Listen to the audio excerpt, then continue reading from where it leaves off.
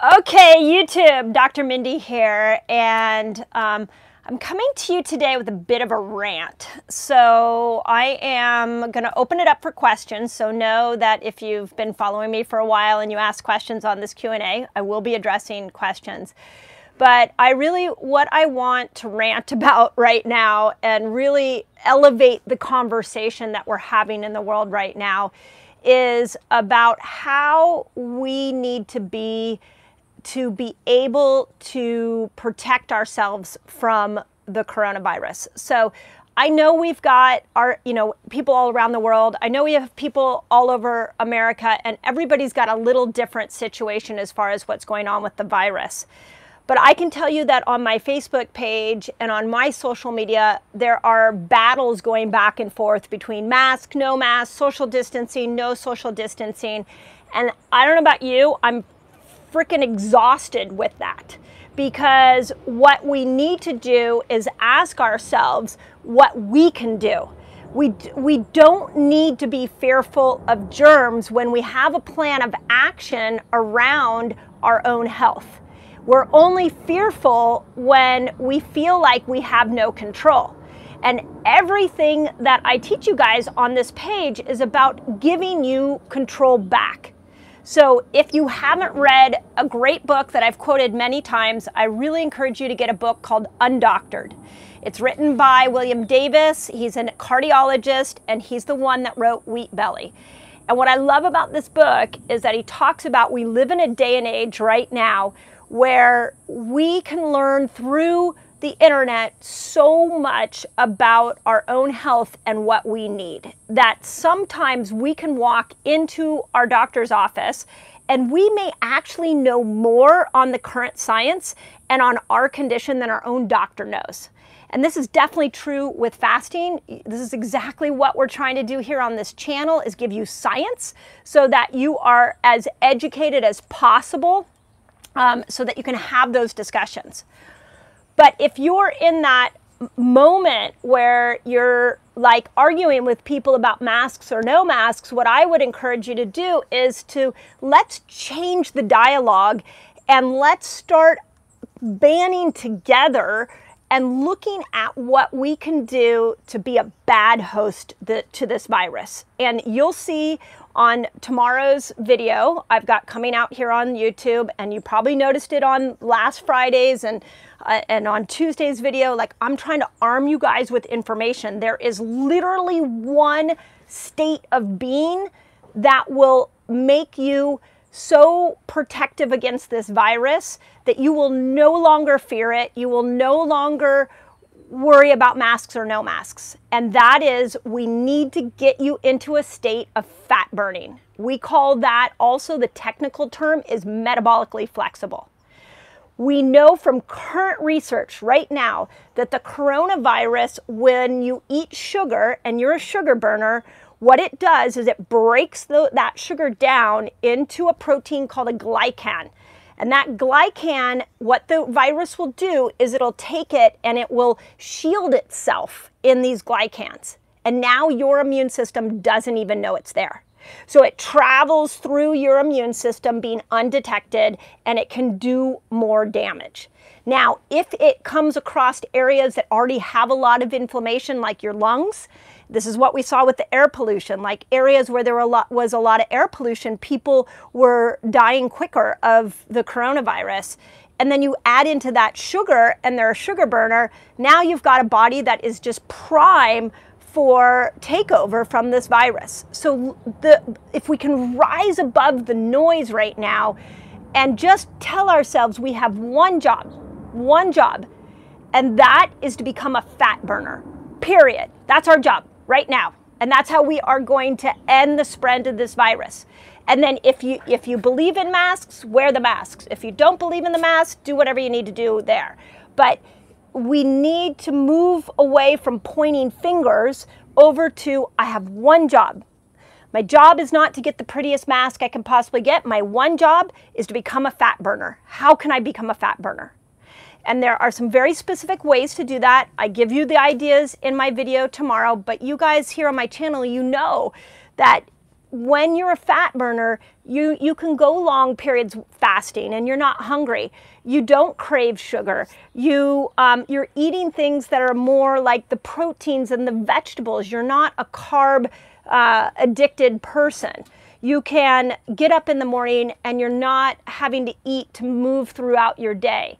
You have better mental clarity. Those kind of things are signs that you're a fat burner. You're making ketones. So tomorrow's video, I talk about that, but then I've got 2 videos coming out next week on like a checklist of like, here's what you should be doing fasting wise, here's what you should be doing keto wise, so that we can all look within and take personal action. So you're gonna see me talking about this over and over and over again. And if you're having trouble becoming a fat burner, if you're having trouble becoming metabolically flexible, let me know why and I'll do a video on it. This is what we've got to do right now to stop the spread of this virus. And if you follow Dr. Ken Berry at all, love the man. He's got a great YouTube, and he's on a rant as well at the food industry to start to see what part they're playing in the spread of this virus. So I really encourage you, go check out his site. He's a lovely man. He's got great information. And I am absolutely in alignment that we need to hold the food industry accountable, we need to hold ourselves accountable, and we need to start to change the discussion. So that's my rant today. If you are struggling, please know, if you're struggling to become a fat burner, let me know how we can help you. We need to band together as a global world right now, as a human race, and teach everybody how to become fat burners. So if you're joining us in our next metabolic reset, we're going to take you through 15-day experience showing you how to become a fat burner. If I could get millions of people in there so we could change the direction of this virus, I would. So if you can't, if you're struggling, join us there. Just put metabolic reset in the comments and we'll invite you in over there. But it's one thing. There's one thing right now, and that's let's all be fat burners. Bottom line. And let's step out of the toxicity of the food industry and let's take personal charge. And if each one of us does this, we will stop the spread of this virus, guarantee. So there's my rant. If you have questions, go for it. If you have comments, put them in. And you know, if you resonate with this, let me know, because I am screaming this from every frickin' platform I possibly can to get this message out to people. Fat burning, metabolically flexible, this is what we do. So get that junk food out of there. Get the junk, like why aren't we talking about the food industry and what the part they're playing? Like, you know, here in California, our governor got up and said everybody has to wear masks now. Why didn't he get up and say, don't wear a mask and stop drinking your soda pop? Like that should have been the conversation. But that's not happening. So on the individual level, if the politicians aren't going to say it, we have to say it. And we have to vote with our dollars by not buying that crap. And let's tell the food industry we're done with them putting sugar and chemicals into our food, because right now we are in a pandemic that was created by this toxic crap in our food. Let's just end that. I would just note that the British Medical Journal about 2 weeks ago pointed out how duplicitous the food industry is in the coronavirus episode. Yeah. Just because of the amount of junk food and the way that they have the Western food industry, the SAD American diet, the SAD diet, standard American diet. It's everywhere. It's not just in America. And it's horrible for our health. And this is not just us saying, this is some of the most prestigious journals in the world are pointing this out too. Yeah, so if you didn't hear that, Sequoia is saying that the British Medical Journal put out an opinion article about how the responsibility the food industry has in the spread of this virus, because they're causing obesity, and then part of that is contributing to the spread of the virus. And let's go back to just the fact that we know the coronavirus feeds camouflages itself in fructose. So what the freaking A? Like, come on, people, come on, food industry. Like, put your profits aside and start thinking about humanity, because right now humanity is suffering. And we need to stand up to the corporate greed. So, there you go. There's my Thursday rant. Okay, we got people all over the world. As awesome. Usual. Welcome. Mumbai, India, Las Vegas. India, Las Vegas. Rouge, Ireland, Chicago. Ireland. Awesome. Fort Worth, Montana. Awesome. All over the country, all over the world.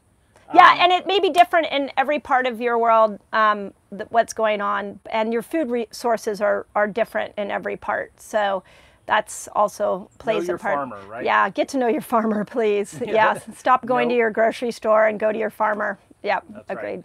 Right. Frank wants to know, do you have advice for best vitamins and teas for fat burning? Yeah, Frank wants to know about vitamins and teas for fat burning. So, there's some interesting supplements that, and I should put some research out on this, but like chromium, we know will help, and berberine, those two supplements tend to stabilize blood sugar.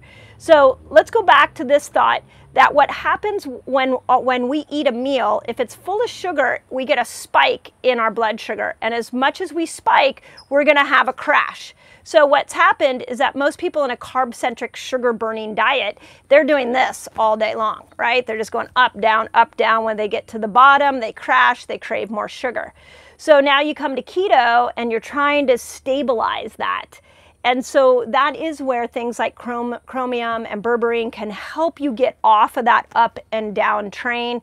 One of my favorites that you can get on Revelation Health is called Sinulin. And maybe Debbie, if you know how to spell it, S-Y-N, Sinulin, U-L-I-N, from Systemic Formulas is a good one for stabilizing blood sugar.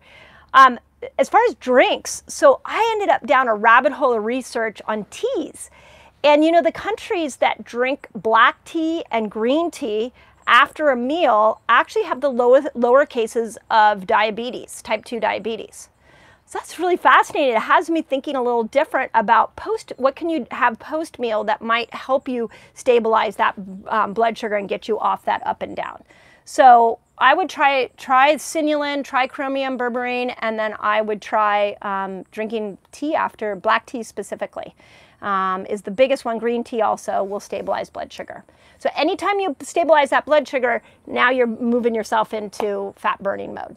So great question. Okay, this one is an interesting one because we did videos on this early on, and it's about different viruses and how they interact with the immune system. Specifically like herpes, if you fast longer, sometimes that can flare up. And do you want to talk about the longer fasting and the viruses? Yeah, so let's talk about fasting, bacteria, and viruses. So what we know is that when we go into a state of autophagy at about 17 hours, what happens is we are doing, and I'll even say 24 hours, like that first 24 hours, there is great evidence that we are burning out in bacteria, and we're even destroying some viruses at that point. But once we go past 24 hours, what we're seeing is that the viral immunity actually dampens down and becomes less effective. Now, ironically, the bacterial immunity actually can ramp up. So when this first came out, I had mentioned that, whoops, sorry, I'm kicking my own camera here. I had mentioned that we shouldn't go into long fasts. And here we are. I mean, I think we're going to be like with this virus for a while, which is why I'm so adamant about us all becoming fat burning so we can get rid of this thing quicker. And so a lot of people have said, well, I want to do a 3-day water fast. And I think that's fine if you throw one in here or there. It just reboots those white blood cells every once in a while. That's fine. But what I don't want to see is like a lot of people do 48-hour fasts every week. They do 3-day water fasts every week. Like that's not going to be great for an immune system. So I think the question was around herpes virus. So if you have a herpes virus and you're having an outbreak, because most of us, by the way, the majority of the people have some version of herpes. It's just that it goes away and then people don't notice it. And then under times when the body gets depleted, it comes out. And so if you're in a flare-up, then I would recommend you stick to the shorter fasts because you're going to get the immune boost. You're not going to get the immune depression that can happen with the longer fasts around the virus. So remember that the longer you fast, there's changes in the chemical reactions that are happening.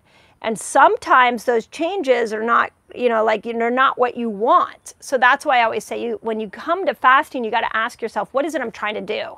And then when you know what you're trying to do, you can understand which fast to put in. So. Okay. And let's see, we have more people from different parts of the world. Malta, I haven't seen Malta, awesome. before. Welcome. We love our global community. You guys are awesome. A Spanish woman who's living in the Netherlands. So. Okay, Netherlands, awesome. So all kinds of different people. Definitely people interested in the reset. You want to maybe just say what that is? So let me just really clear. Okay, so let me explain my metabolic reset. What I am a big fan of is when I'm here on Facebook or on YouTube with you guys. God only knows where I am at this moment. On YouTube, I'm just educating, right? So then you take that information and you have to apply it. And sometimes things get lost in translation. So I have learned that education plus experience is how you can actually make a significant change in your health. So every other month we do a 15-day metabolic reset where I teach you different forms of fasting, different forms of keto. I even show you how to feast, because feasting oftentimes will get people to become fat burners, believe it or not. I show you how to do that. And we do it over a 15-day experience. We have, I believe, 4 Q&A calls where we have you can ask questions to me. I have a group of leaders that guide you through the process. We have videos, so it's basically like you're given, like, okay, for the next 2 days you're going to eat this. For the next 3 days you're going to eat this. So I'm moving you in and out of all the fasts. And it was originally designed to help those of you that were really stuck with your weight loss, and it does great for that. Like last time, we added up how much people had lost, and it was crazy, like hundreds of pounds when we put the whole group together. It was so fun. So if you're stuck with your weight, great place to come.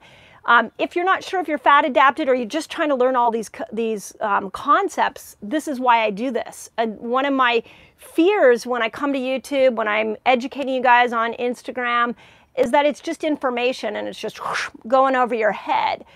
I'm here to make a difference in your life. I'm here to change the health of the world. That is why I spend the time and effort to do this. So I don't want it going over your head. I want you to embody it and experience it so that you can be your own doctor. You can drive your own ship and not feel a victim to a condition, a diagnosis, the people around you, a virus. Like, I want you in control.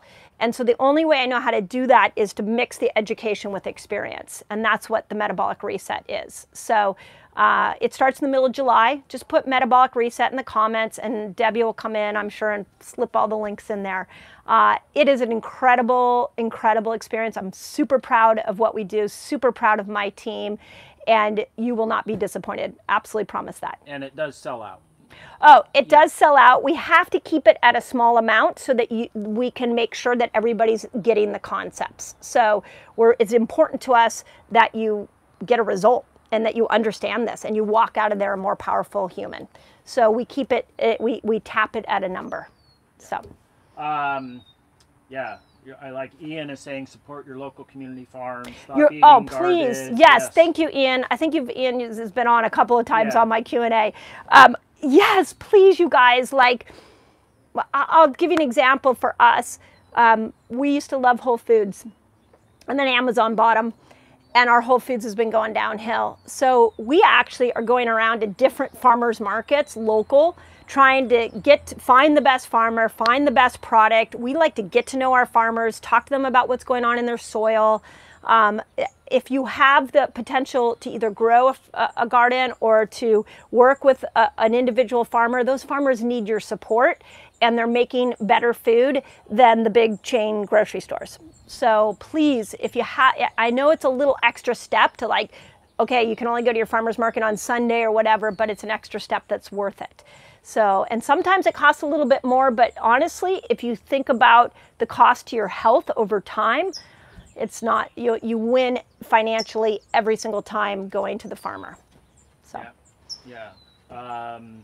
Yeah, here's May just complaining about how they told her to use Pam spray and all these low-fat things, and it's put her 200 pounds overweight. Yeah, right? Okay, so May was saying they told her to use Pam spray, and it's caused her to gain weight. you know, I have a good friend who a couple years ago, it's been like 3 or 4 years now, she found out her daughter had type 1 diabetes, and they told her to have all of these sugar-free things. Well, did you know that things like NutraSweet make you insulin resistant? So that's really not what you want to have a type 1 diabetic eating, is a bunch of sugar-free things. That was what her doctor told her to do. So it's ridiculous, the ignorance of some of the medical profession. Not everybody, but it's really time, again, for us to take control of our own health and to educate ourselves. The food industry is a massive problem, and when you stop and you think the food industry is causing destruction to people's health, that is causing those people to need more medication, it's almost like these two people are in bed with each other. The food industry and big pharma like are profiting from our disease.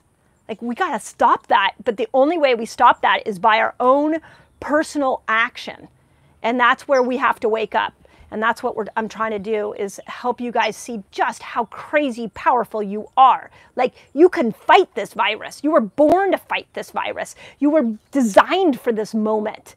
We don't need to run and hide. We need to go into, how do I make myself more powerful? And that's what I'm hoping you're getting across from my videos. So. Okay, a lot of this questions are very similar, and a lot of them, the comments are about coming into the metabolic reset. Here's one from Gary, though. Okay. About, what do you think of bone broth to awesome to break a fast? Okay, so Gary wants to know about bone broth to break a fast.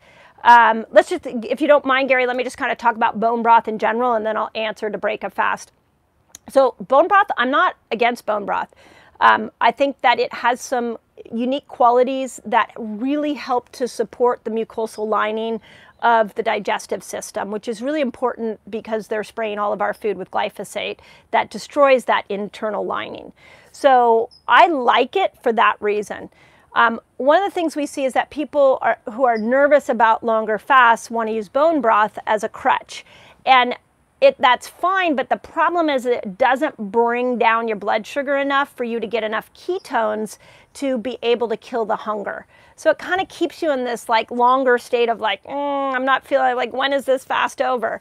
If I take everything away from you except water, I can get you into ketosis a lot quicker, and the hunger is going to end. So I just want to make sure that if you do a bone broth fast, you do it for gut repair. You don't do it necessarily for the ketones. Now, what your question was is, how about for breaking a fast? And I think that is brilliant, and I love that idea. I really like when, like, if you're going to do one meal a day, like today's Thursday, so a lot of times, well, actually most days I won't eat till about 2 or 3 o'clock. And if I'm at home, a cup of bone broth will be like the first thing I do. And what I find is that sometimes I can even go another couple of hours, and maybe I'll make it all the way to dinner and not need to eat. So I love it. I love it for breaking a fast. I think it's, and if you, there's a video I did called How to Break a Fast, and I show 4 different steps that I recommend, and bone broth is the first step. And those are for, that one's for longer fasts. Yeah, and that's for longer fasts, but I love it for short ones too. Right. So, yeah, huge fan. Carol has a good question. Okay.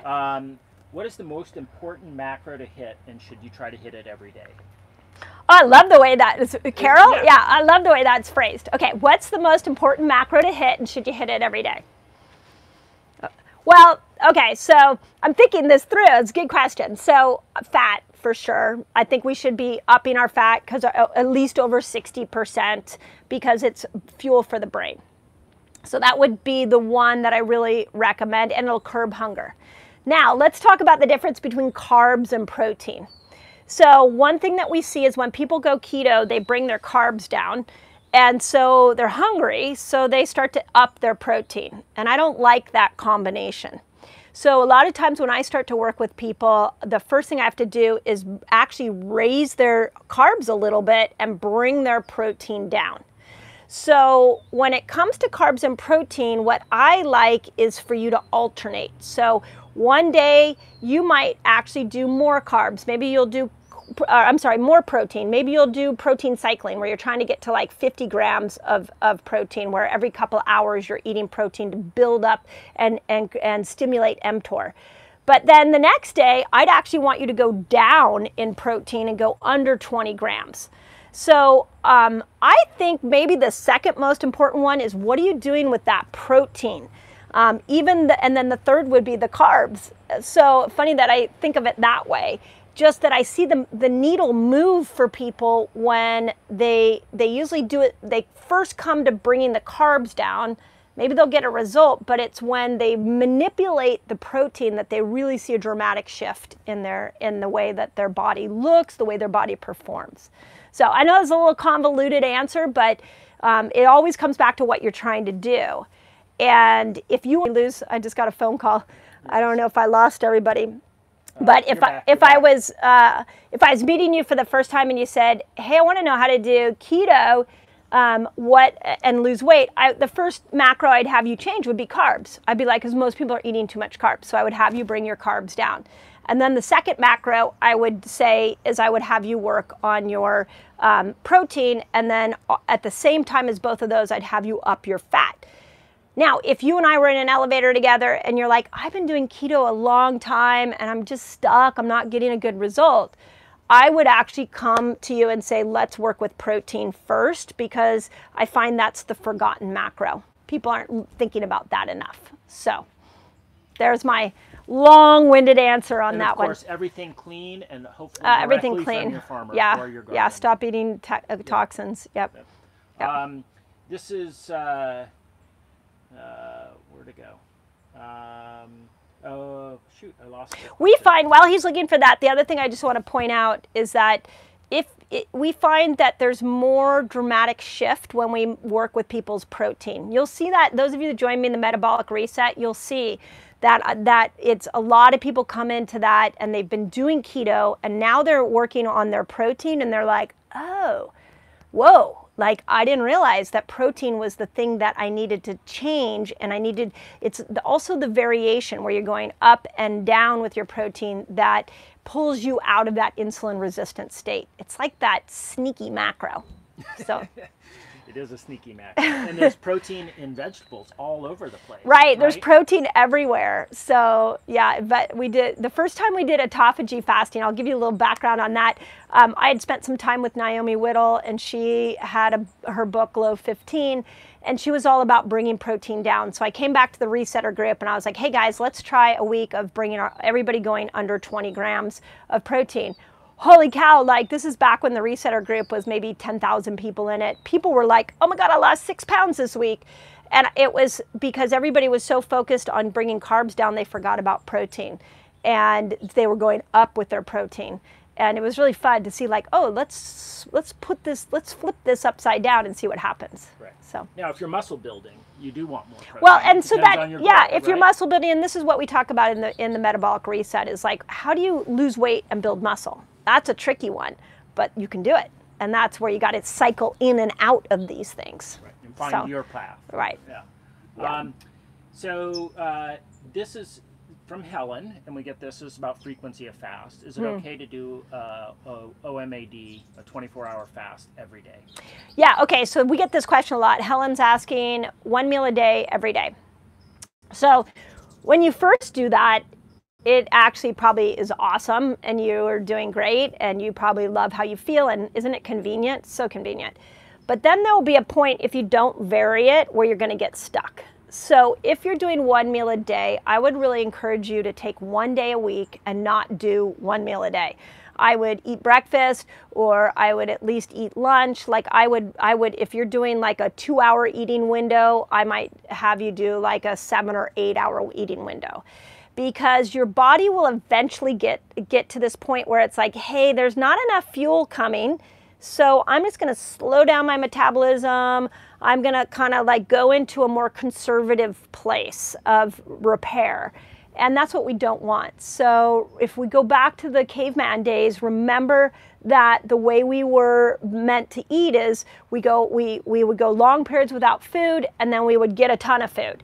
But it wasn't consistent every day, and it changed with the seasons. So we need to have a little more variation. So just be aware, if you get stuck, it's kind of a weird thing, because if you get stuck, it's like, okay, now you got to eat to unstick yourself, which feels weird in your head. You're like, wait a second, I got to this amazing place that I'm in not eating, and now you're telling me to eat to get to the next level of health. And yeah, so instead of waiting to get totally stuck, just 1 day a week, throw yourself into a non-1 meal a day. So if that makes sense. Okay, so we do have to wrap up because we have to get you onto an Academy call here in a moment. Okay. But this is a question about a future topic, but I think it's important. This is from Ilona. I'm wondering if you've already done a video on all things sun, such as sunbathing and sunscreens. And, oh, that's a great topic. So you want to talk just a little bit about sun and sunscreens? Yeah, sun. Who asked that? Ilona, I think. Ilona, okay. All things sun, yes, let's do it. I'm looking for topics too, guys, that you want to hear. So I have in my schedule carved out several hours during a week to go down and research so that I can bring you guys science. Like I said, I also am bringing you 2 videos next week that I tasked myself with. Could I give you 5 tips in 5 minutes? So I have 2 5-minute videos coming out next week. That was kind of fun to do. But I would love to do something on all things sun, including sunscreen. Because we don't need to fear the sun. There's some positive to the sun, and then there's some negative to the sun that you should know. So, Ilona, yes, I will do a video on all things sun. I love that. And there's definitely some bad sunscreens out there. There's bad sunscreens. We want to get out. There's like the other thing about the sun that's so interesting is the morning sun and the evening sun has more red light to it. So the red light is healing. So there's some fun when you get to understand how to use the sun to your advantage. It's really cool. So yeah, I'd love to do that. Maybe that'll be the title, like use the sun to your advantage. So all things sun. I love that. So, okay, you guys, so tomorrow you will see my video on becoming metabolically flexible. Please watch it. Share this out.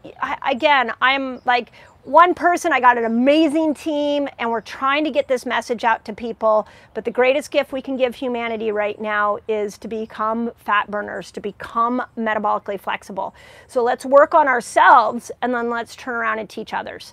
And if you want to join us in the reset, come join us in there. I'd love to get to know you. I'd love to show you how you can be an amazing fat burner. So just join us over there. Okay, hugs everyone. Stay happy.